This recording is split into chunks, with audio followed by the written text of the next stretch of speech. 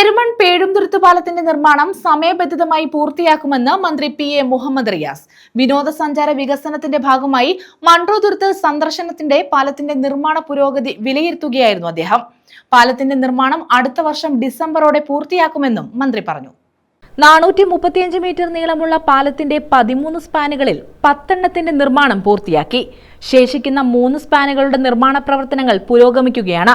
സാമൂഹ്യ മാധ്യമങ്ങളുടെ കാലത്ത് വളരെയേറെ സ്വീകാര്യതയുള്ള വിനോദസഞ്ചാര കേന്ദ്രമായ മൺട്രോതുരുത്തിന്റെ സൗന്ദര്യം ലോകത്തിന് മുന്നിൽ കൊണ്ടുവരുന്നതിന് ആവശ്യമായ പദ്ധതികൾ ആവിഷ്കരിക്കും. പരമാവധി മൺട്രോതുരുത്തിന്റെ സൗന്ദര്യത്തെ ലോകത്തിന് മുമ്പാകെ അവതരിപ്പിക്കുക എന്നുള്ളതാണ് സർക്കാർ ഉദ്ദേശിക്കുന്നത്. അത് ഒരു പരിധിവരെ വിജയിച്ചു വരുന്നുണ്ട്.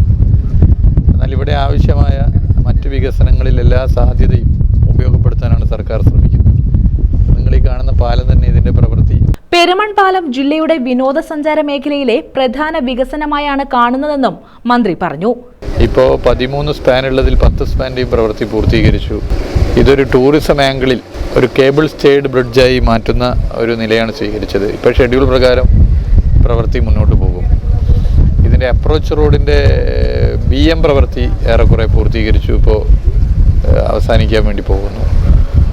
ഇതുപോലെ ഇവിടെ വേണ്ട പശ്ചാത്തല വികസനവും മറ്റ് സാധ്യതകളും പരമാവധി ഉപയോഗപ്പെടുത്തുകയാണ്. ജില്ലയുടെ ഫാം ടൂറിസത്തിന്റെ സാധ്യതകൾ കൂടി ഉപയോഗപ്പെടുത്തും. ജൈവ വൈവിധ്യ സർക്കിട്ട് പൂർത്തിയാകുന്നതോടെ കായൽ, കടൽ, മലയോരം എന്നിവ നിറഞ്ഞ തുറമുഖ നഗരമായി കൊല്ലം മാറും. ഫാം ടൂറിസത്തിന് അനന്ത സാധ്യതയുള്ള ജില്ലയാണ് കൊല്ലം. ഇപ്പോൾ ബയോഡൈവേഴ്സിറ്റി സർക്യൂട്ട് വരുന്നതോടുകൂടി ജില്ലയുടെ ചിത്രം മാറും. ഇന്ത്യയിലെ തന്നെ പ്രധാനപ്പെട്ട ടൂറിസ്റ്റ് സ്പോട്ടായി ബയോഡൈവേഴ്സിറ്റി സർക്യൂട്ടുള്ള കൊല്ലം മാറാൻ വേണ്ടി പോവുകയാണ്. ഇപ്പോൾ രാവിലെ നമ്മൾ പോയ സ്ഥലം കണ്ടല്ലോ, ആ സ്ഥലമൊക്കെ ഒരു 2026 ജനുവരി ആകുമ്പോൾ ചിത്രം തന്നെ മാറും.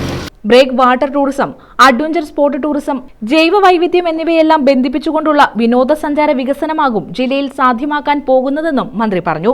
കൊല്ലത്തിന്റെ ഒരുപാട് സാധ്യതകളുണ്ട്. കായലും കടലും മലയോരവും ഒക്കെ അടങ്ങിയ കൊല്ലം കേരളത്തിലെ പ്രധാനപ്പെട്ട ട്രക്കിംഗ് കേന്ദ്രമായി കൊല്ലത്തെ മാറ്റാനുള്ള മലകയറ്റൽ പരിശീലനം കൊട്ടാരക്കരയിൽ കൊണ്ടുവരാനുള്ള ശ്രമമാണ് നടത്തുന്നത്. അപ്പോൾ ധനകാര്യ വകുപ്പ് മന്ത്രി ബഹുമാനപ്പെട്ട KN ബാലഗോപാലുമായി ഞാൻ പലവട്ടം ചർച്ച ചെയ്തിട്ടുണ്ട്. അദ്ദേഹത്തിന് ഇത് പ്രത്യേക താല്പര്യമുണ്ട്.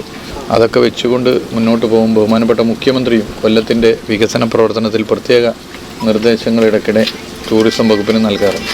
എസ് വളവിൽ നിന്നാരംഭിച്ച് യാത്ര പെരുമൺ പാലം വഴി കാരുത്രക്കടവിൽ അവസാനിച്ച ശിക്കാരവള്ളത്തിലെ യാത്രയിൽ മൺട്രോതുരുത്തിലെ വിനോദസഞ്ചാര സാധ്യതകൾ അദ്ദേഹം വിലയിരുത്തി.